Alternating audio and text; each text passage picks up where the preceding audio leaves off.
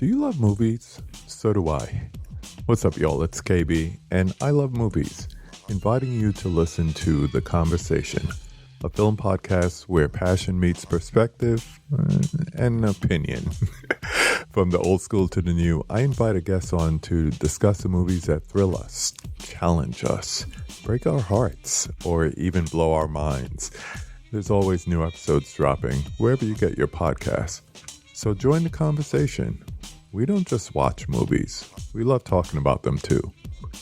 The Conversation with KB Loves Movies, a part of Someone's Favorite Productions podcast network.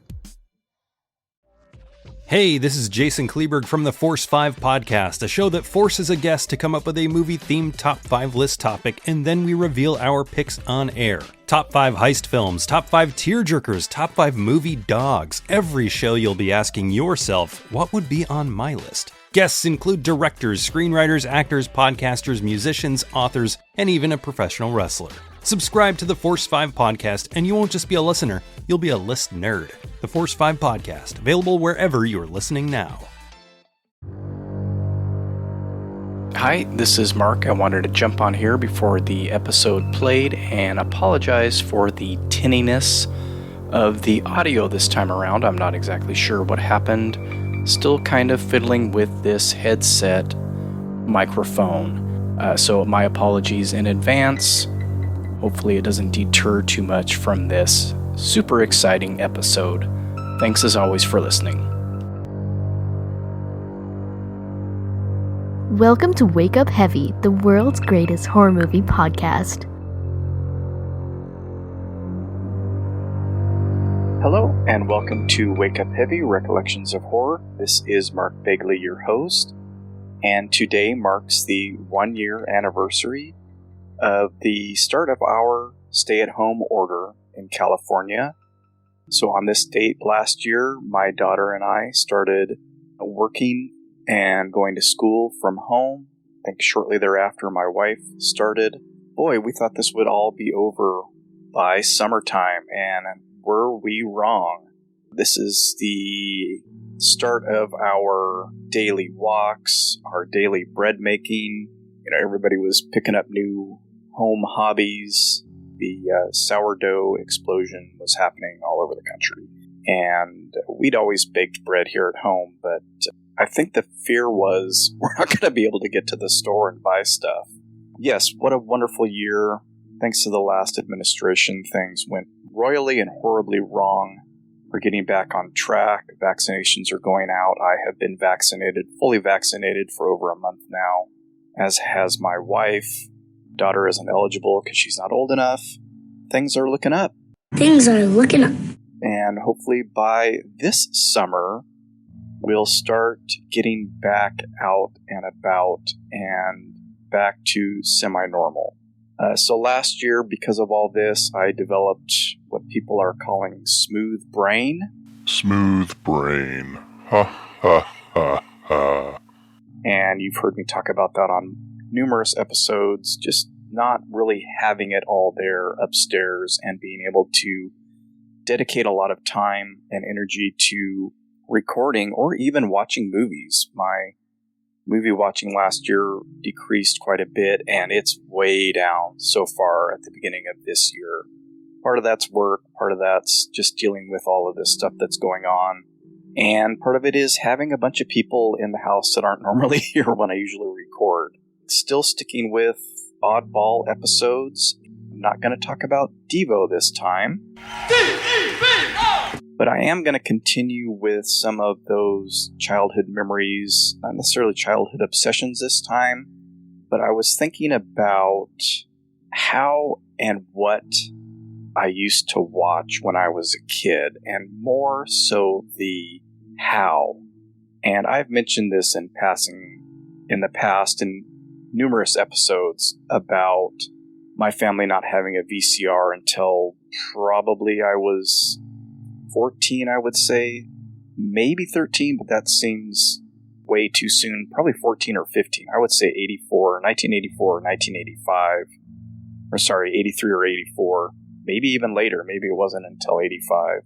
The other thing, which I have probably mentioned as well, is that my parents weren't big moviegoers, so we didn't go to the theater a lot. We went to the drive-in semi-regularly, probably caught a lot of Disney movies and other things that were appropriate for my sister and me.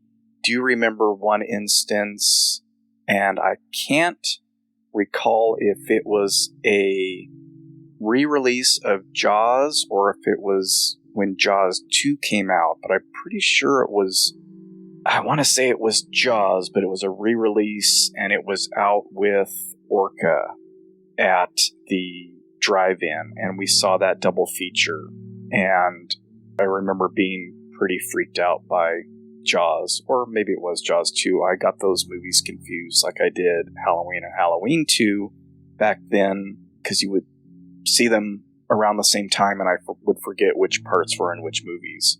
Most of my movie watching was done at home on our little 20, maybe 22-inch tube TV.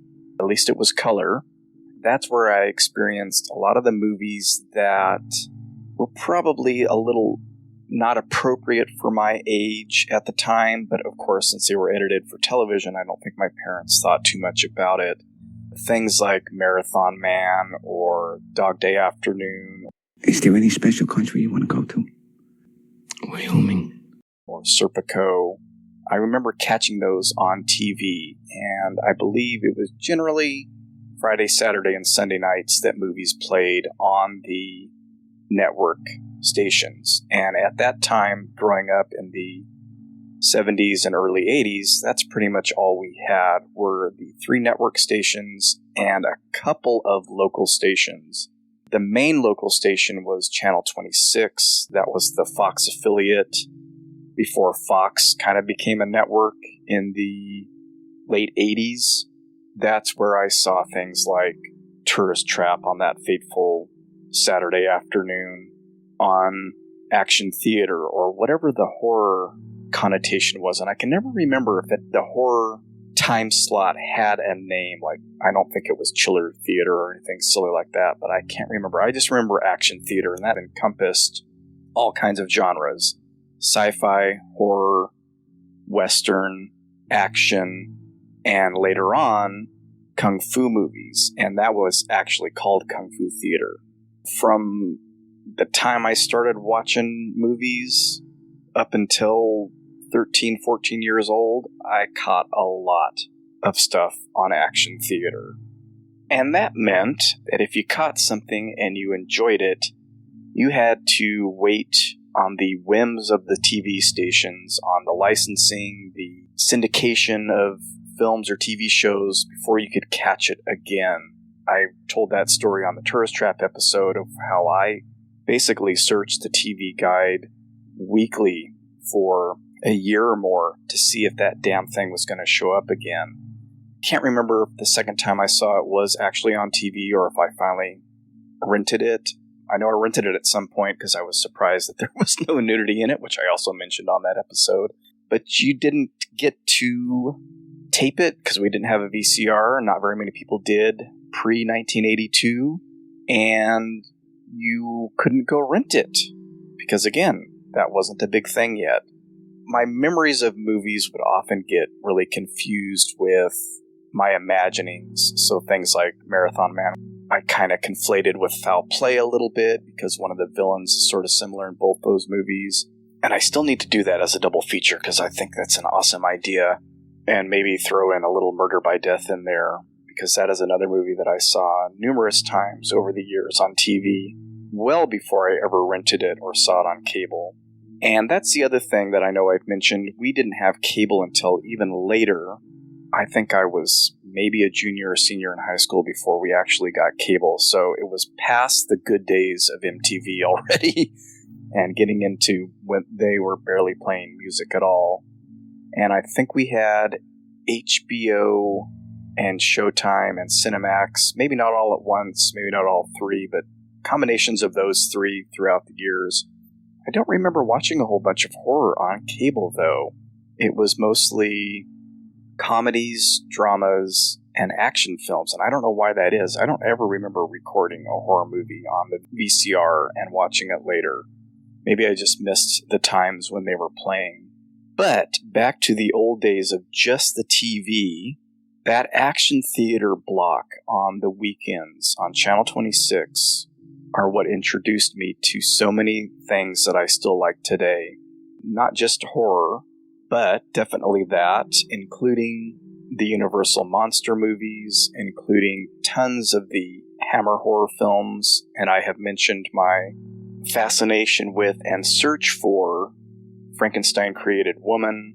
And there were a couple of strange, and I always associated them with later Hammer films, but I think it was a British series, and I don't think it was the Hammer House of Horror. It might have been something called Thriller, where I believe they were film-length episodes, like 75 to 90 minutes maybe, but they were shot on video, and there was one or two that I saw that really kind of freaked me out, and I've never been able to figure out what they were. I had it in my head that they were Hammer Productions, but I could be wrong, and I still need to track that down.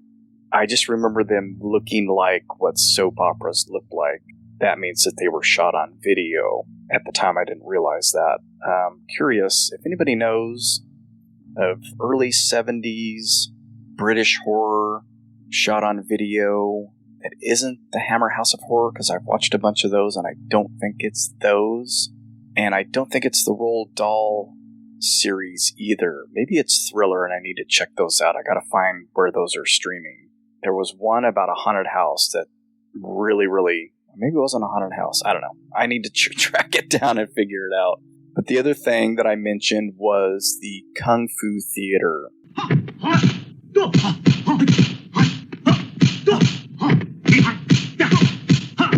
I watched so many ninja movies and other martial arts films.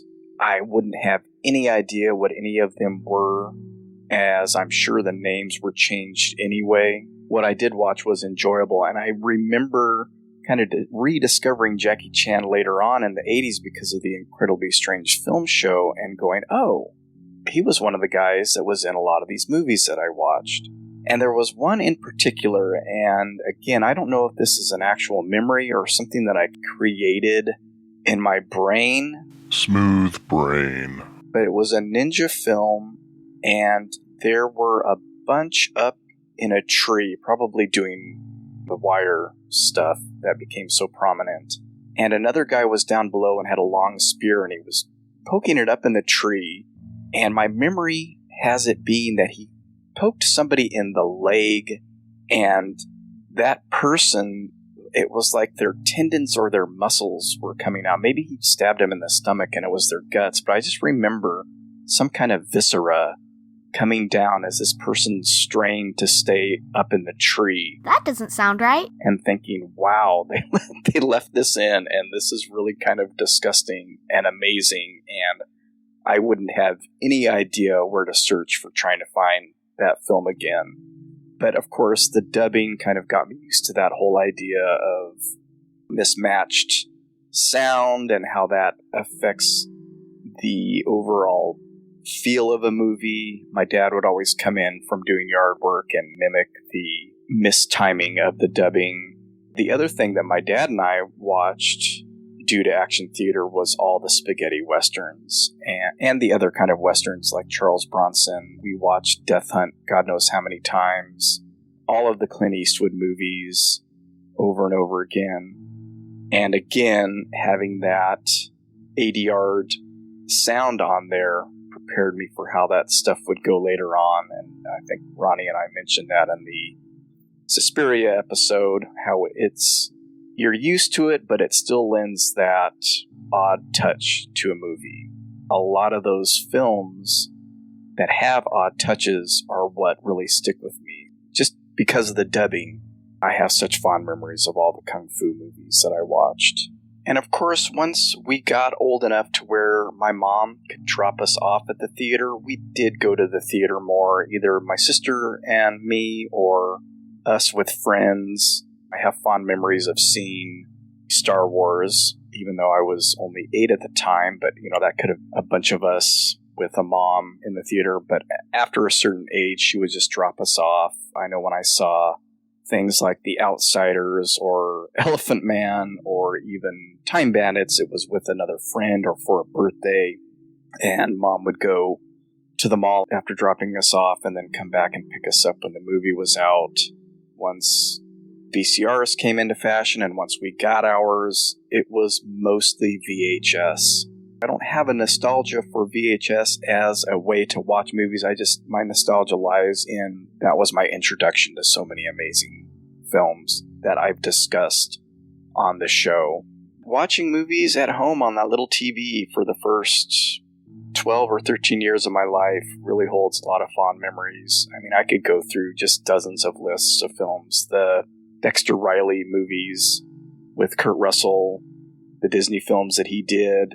Saw a lot on Sunday nights when ABC ran The Wonderful World of Disney. All kinds of Disney movies from the 50s and 60s and early 70s got replayed on there because that's what you did before VHS came out. You either re-released them in the theater or in syndication or licensing or however it all worked. And I think a part of that experience is why I do appreciate streaming so much, that now I don't have to wait a year to see some. Yes, and we're not going to get into the argument about physical media and all that again. I think I've made myself clear on that. I don't have a ton of disposable income to buy every movie that I want to see or even things that I love dearly. I can't necessarily get all of them. Having something at the touch of a button just pop up that I can watch is really amazing to me, because I have waited years to rewatch something, and I know that feeling. And I know the search in numerous video stores for that elusive film is also very frustrating. So that's part of why I really love streaming. Let's go ahead and take a little break, and I want to play some of those promos from friends of the shows, and maybe even one of my own. Then I'll come back with the second part of this episode.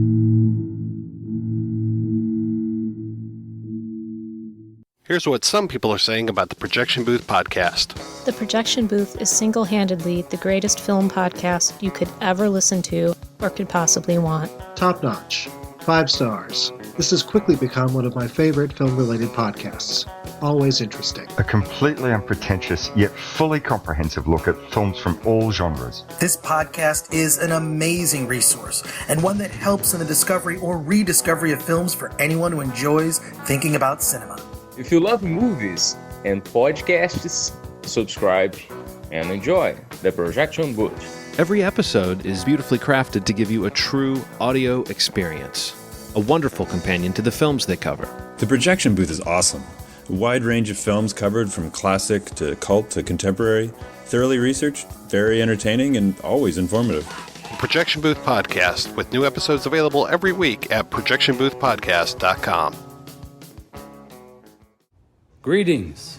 Are you a fan of monsters, galactic misfits, and mutant weirdos? Are you a collector or an enthusiast? Do you like toy photography, dioramas, Masters of the Universe, or Star Wars? If so, I encourage you to follow Skelevator on YouTube, Instagram, and or Facebook. Just type Skelevator, S-K-E-L-E space V-A-D-E-R, Skelevator, into your YouTube, IG, or Facebook search engines, and you'll find me. Join the geeky freakout today. Become a friend of Skelevator. Also, I have a special offer for Wake Up Heavy listeners. If you find Skelevator, subscribe, follow, like one photo or video, send me a message that says these words: I found you through the Wake Up Heavy podcast. Then I'll mail you a Skelevator treat. Join the fun today. Hello, this is Mark Begley, the host of Wake Up Heavy Recollections of Horror. Wake Up Heavy is a show where I talk about movies that blew my mind as a kid. Things like Phantasm. These warning shots are bullshit. Tourist Trap. You're so pretty. Dead and Buried. Welcome to Potter's Bluff. And Halloween 3. A joke on the children. Guests have included friend of the show and host of the Projection Booth podcast, Mike White, genre film journalists Anya Stanley, Jerry Smith, Sam Panico, and Simon Fitzjohn. Every once in a while, I even convince my own daughter Cleo to join me. That's me. Usually, though, it's just me, a mic, and my memories of some really wonderful horror films. So come check us out, wakeupheavy.com, soundcloud.com/wakeupheavy, or your favorite podcast platform. And don't forget, Anything can happen when you wake up heavy.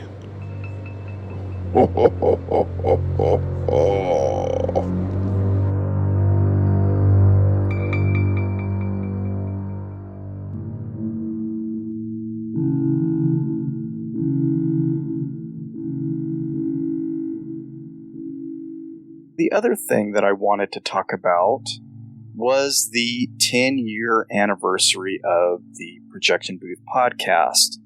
The episode that just came out in celebration of that is on Peter Strickland's film, The Duke of Burgundy, and I highly suggest you go listen to that.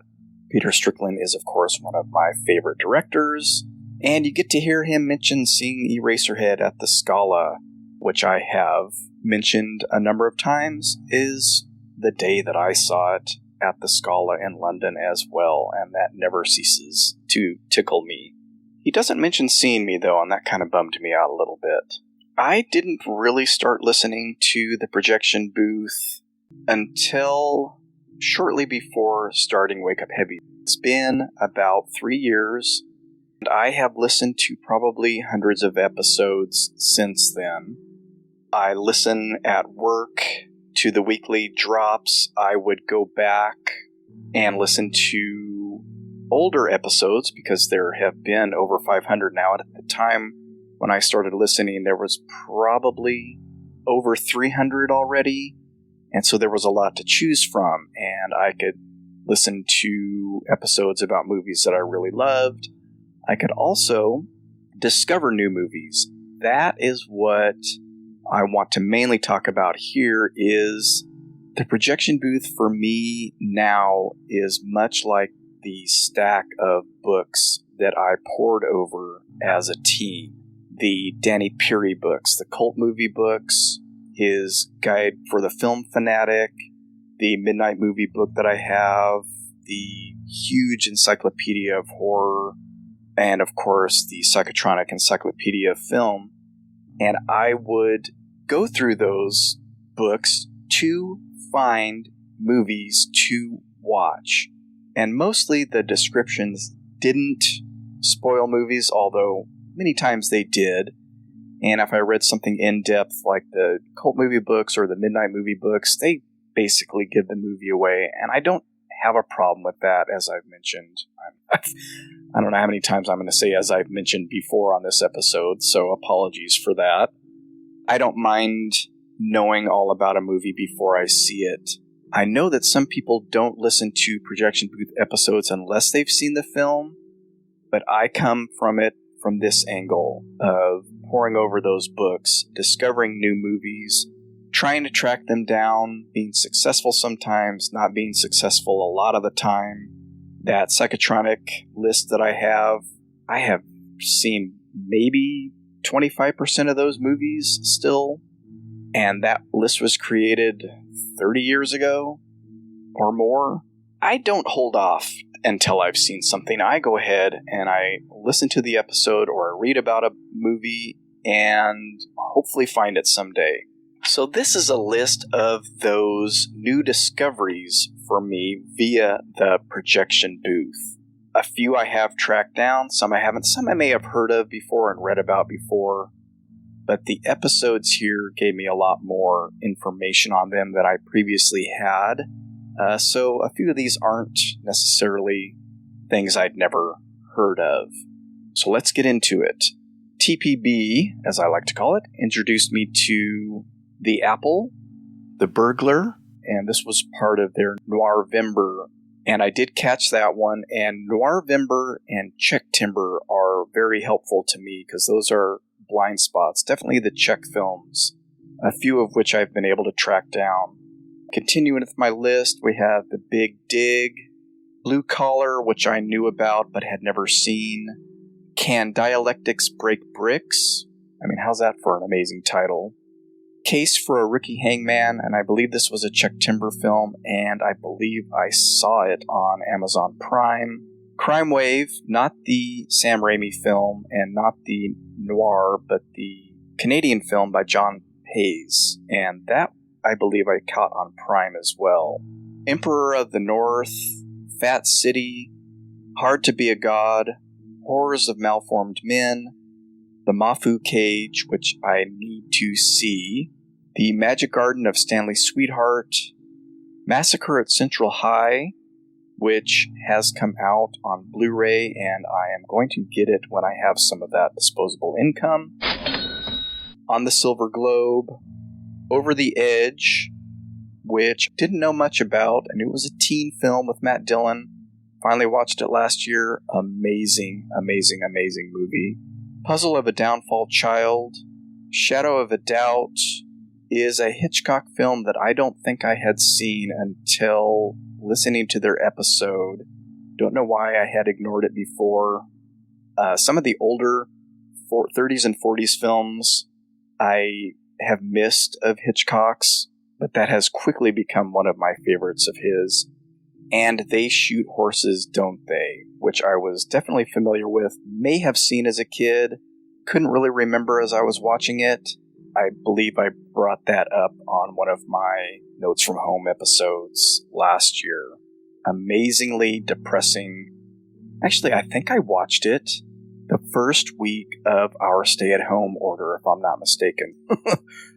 Probably wasn't the best time to watch it, but man, that movie just knocks me out. Along with unfamiliar films, there are a lot of familiar films that they have discussed. Of those, these are the episodes that I consider particularly epic or eye-opening or just a real fun listen. Some of these are pretty long. A lot of them contain really great interviews, and I know that's the case for this first one, Blowout, which is a movie I have seen numerous times. The Nancy Allen interview on that episode is amazing. Listen to it just for that, if for nothing else. The Dune episode is great because I love all things Dune. Speaking of David Lynch films and amazing interviews, the Mulholland Drive episode is exceptional. The interviews with Patrick Fischler, the Winkies guy. I hope that I never see that face ever outside of a dream. And Laura Herring are eye-opening. They are, especially hers. I love Patrick Fischler, but Laura Herring, you have got to listen to her story. It is incredible and a bit frightening. Their episode on The Thing is amazing, and I believe 4 or so hours. The Exorcist 2 episode, which is even longer than that, I think, was brilliant. And I don't know if I had watched it all the way through yet when I listened to the episode, but I did shortly after that. Some other favorites are Demon Seed, the Ed Wood episode, The Entity, The Long Goodbye, which is a favorite Altman film of mine, and M, which is, as I think I have mentioned before, my favorite movie from the 1930s. And then lastly, there are a couple of films that I rewatched because of the projection booth, and that is because they gave me some background that I thought might help me enjoy the movies more. I believe I've talked about all 3 of these on episodes in the past. So thanks to projection booth, I tried again on Fade to Black, Motel Hell, and The Frighteners. Fade to Black and Motel Hell I did appreciate a little bit more my second viewing. The Frighteners I did not. I am still not a fan of that film. It's that weird period of late 90s horror comedy that just does not work for me, and it still doesn't, and I don't have any plans on seeing it again in the near future. Every episode is worth listening to. There's such a backlog. You can find probably your favorite movie on their list. If not, it probably will be showing up soon, and you can discover some new films. So this is my congratulations to and appreciation of the Projection Booth and their 10-year anniversary. And Mike has, of course, been on the show and will be on the show again early in April. We're recording in a couple of weeks, and I should be able to get that episode out the first or second week of April. So that is something to look forward to. To wrap things up here, I actually have a story. Remember the spooky stories? I still have links to that on SoundCloud and on my website, wakeupheavy.com. So check out the spooky story link, and maybe you'll want to submit one, or you can do my questionnaire. It's always helpful to get some feedback on the show. Probably won't change a whole lot of what I do, but it's nice to get it when I do. Okay, so this is a little bit lengthy. Hopefully I don't mess up the reading of this. You will hear some paper moving as I read. This story came from Jennifer Fiorini. We met through the Projection Booth's cast parties, the Friday night movie watching parties that Mike has been doing since the lockdown. And she has been kind enough to start listening to the show. Thanks for that, and thanks for sending in your story, Jennifer, and I hope I didn't massacre your last name there. And if I did, I apologize. So let's start out with this little bit. This is part of the, I think, questionnaire before the story. I just started listening, but my favorites so far are Eraserhead and The Blood on Satan's Claw. We actually have similar taste in films. I don't care as much about the slasher stuff. Same. Make it weird, make me feel like I've been on drugs, even though I'm not. And I'm in. I wholeheartedly agree, Jennifer. Okay, so here is her story. My mom always chides me about watching horror movies. Aren't you scared at night? How do you sleep? I always say, well, they are just movies. Yes, there are some horror movies I wouldn't watch alone at night, but I also live in New York City, so you are never really alone and isolated. That's a little bit horrifying to me, actually. I was staying with my mom a year or so ago, and she just moved into a subdivision in Sylvania, Ohio.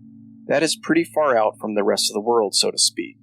There's a patch of forest that backs up to her house. Okay, I already don't like where this is going.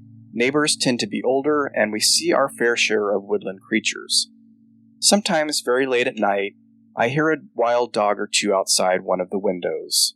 I'm a night owl. I'm usually up watching something on my computer until 3, sometimes 4 a.m. Man, I wish I could do that these days. Being back at home brings back some childhood fears. I don't particularly like basements and large closets. Who does, Jennifer? You know how sometimes you have that instinctive fear halfway up the basement steps that something is behind you? Oh my god. That lights will go out or someone will slam the door and lock it just before you reach the top. Well, that isn't a problem too much in California. There aren't very many homes, at least in Fresno, that have basements, but I do know the feeling. This particular night, I was watching something scary, maybe Messiah of Evil? Good choice. All the lights were on in the bedroom because I was also drawing and needed good light. The main overhead light, the bedside lamp, and my computer were all on. I needed something out of my luggage, which was in the closet not far from the bed. I always keep the closet doors shut at night, and this one is a bigger semi-walk-in closet. I got up, put my hand to the doorknob, and opened the closet door. At that moment, every light in the room went off. I whirled around and saw that all lights were off, but my mom's desktop computer modem remained on, completely unaffected. I ran out of the room. Okay, I'm going to say that wasn't a good idea, Jennifer. I ran out of the room, which opens right into a huge kitchen space. With the movie off, the house was deathly quiet except for the sound of the hall clock ticking. To my right, I could see the front door, which I decided had way too much glass to be safe. You can see out into the empty street, and the empty street can look straight into you. It suddenly dawns on me that this place has way too many windows. Turning to face the kitchen, there is another window, with not only the view of the empty street, but part of the forest that backs up to the property. I'm beginning to wonder if my mother has ever heard of blinds. For 20 minutes, or at least what felt like it, I stood with my bare feet gripping the cool, newly finished wood. I was trapped between the kitchen, the hallway, and the bedroom I just ran from, darkness yawning from its wide-open door. I silently made myself a ton of promises, like I promised to never watch another horror film again. I wasn't going to wake my mom at 3:30 a.m., so eventually I had to make my move. Pushing the scary thoughts from my brain, I ran into my abandoned bedroom, grabbed my phone with the flashlight app and my laptop, hightailing it into the other guest bedroom at the front of the house. I closed that bedroom door and kept the light on while trying not to imagine some ghoulish hand reaching around to open the door. Turning on my laptop to a comedy show, I eventually fell asleep. Of course, I had to explain to my mom the next morning why I was in another bed. We never did find out why the electrical outage didn't affect her computer or why it went off just as I opened the closet door. The promise to never watch horror movies again was short-lived, only lasting until the next afternoon. Well, thank you very much again, Jennifer, for sending that story in. Anyone else who is interested in sending in a story, check out those links on my website or on the SoundCloud page. I would be happy to read one on an upcoming episode. Speaking of movies that I watched when I was a kid, there are a couple of those films on my watch list from earlier this year, and I've mentioned that I haven't seen that many. I think between January 1st and today, I have about 36 logged on Letterboxd, which is not a whole bunch, for me at least. These are some of the ones that are of note for me personally, things that I hadn't seen before or things that I love that I got a chance to see again. One very notable film that I have been wanting to see for a very long time is The Mask.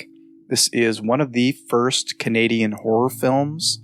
Many people classify it as such, and it was featured on the cover of the Incredibly Strange Films book that I have, and always intrigued me.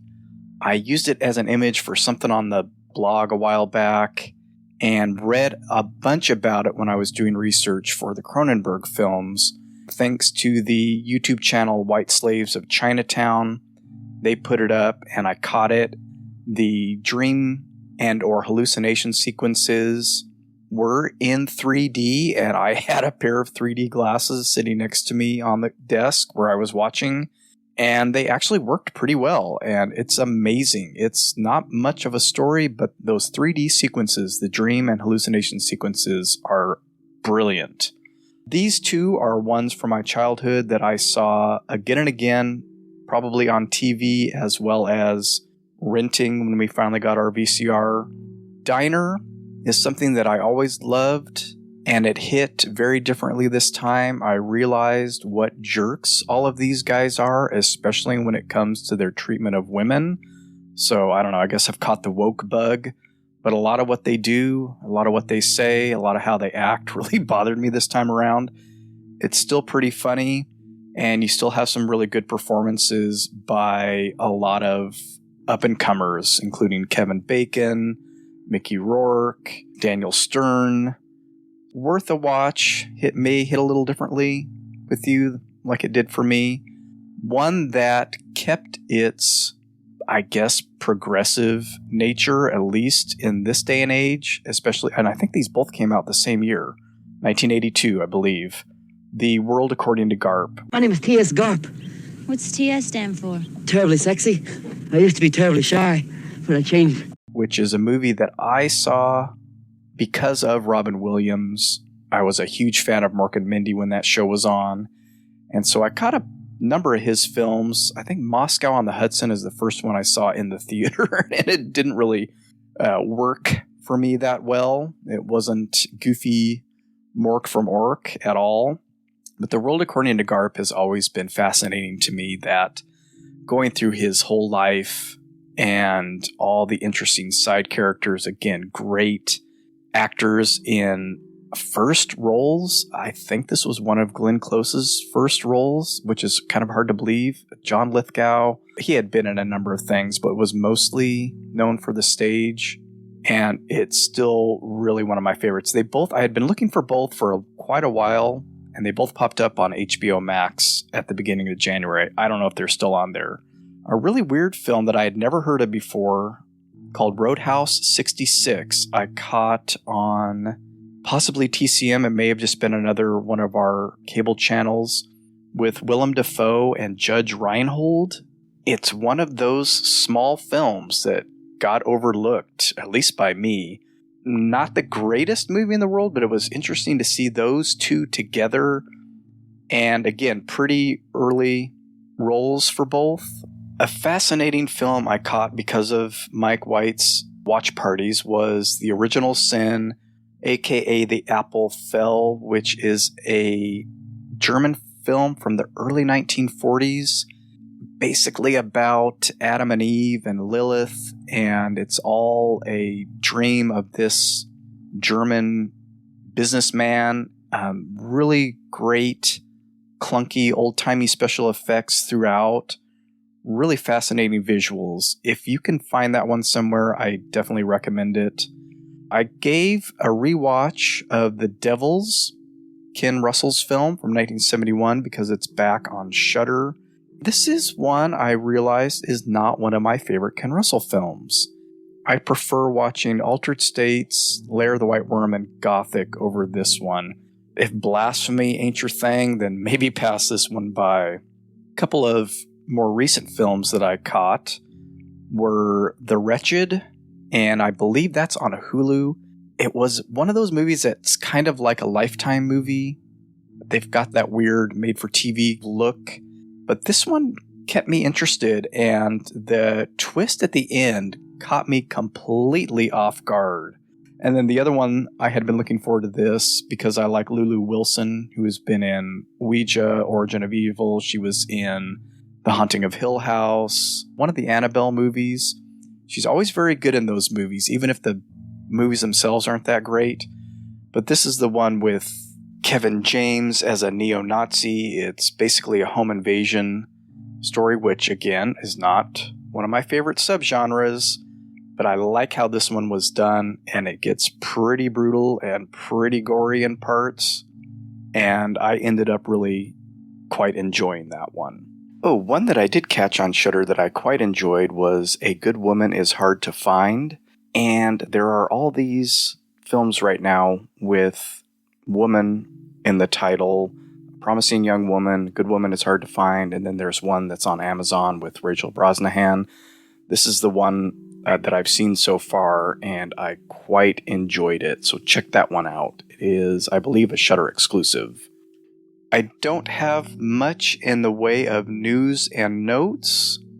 I mentioned that Mike will be back next month with Sam Deegan, and I think I'm going to talk my daughter into recording something within the next week or so here.